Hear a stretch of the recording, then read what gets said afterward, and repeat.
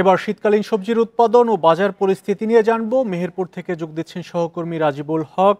রাজিবুল হক, কি পরিস্থিতি দেখছেন মেহেরপুরে?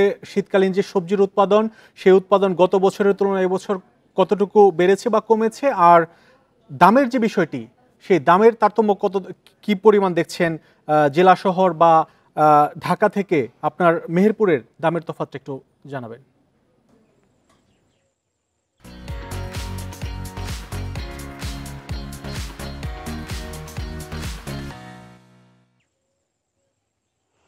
মেহেরপুরে কিন্তু এবছরে প্রায় শীতকালীন সবজি চাষ হয়েছে প্রায় 4,000 হেক্টর জমিতে। এর মধ্যে হেক্টর প্রতি কৃষি বিভাগ যে উৎপাদন লক্ষ্যমাত্রা থাকছে সেটা হচ্ছে হেক্টর প্রতি এখানে উৎপাদন হবে প্রায় 23 মেট্রিক টন, অর্থাৎ বিপুল পরিমাণ যে সবজি আছে মেহেরপুর মাঠে। এবং এই সব সবজি কিন্তু স্থানীয় চাহিদা মেটানোর পাশাপাশি রাজধানী ঢাকা সহ দেশের কিন্তু বড় বড় যে বিভাগীয় শহরগুলো আছে সেই সব জায়গায় কিন্তু এই মেহেরপুরের সবজি মূলত এখান থেকে সরবরাহ করে থাকে কৃষকরা। তবে এবারে মাঠের যে অবস্থা, বর্তমানে মাঠে পর্যাপ্ত পরিমাণে সবজি রয়েছে, যে সবজিগুলো এখন যেহেতু সেটা শুরু, এই পর্যাপ্ত উঠছে না, তবে আর কিছুদিন বা সপ্তাহখানিক পর থেকে কিন্তু পর্যাপ্ত সবজি উঠতে থাকবে বাজারে। আর এই বাজারে যদি পর্যাপ্ত সবজি উঠতে থাকে তাহলে হয়তো যে সবজির যে বাজার যে চড়া দাম সেটা কিন্তু অনেকাংশেই কমে যাবে।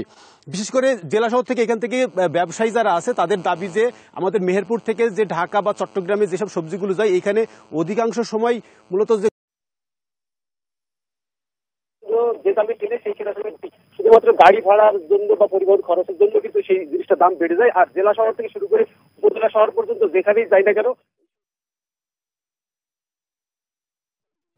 শীতকালীন সবজির উৎপাদন এবং দাম নিয়ে মেহেরপুর থেকে জানাচ্ছিলেন সহকর্মী রাজিবুল হক।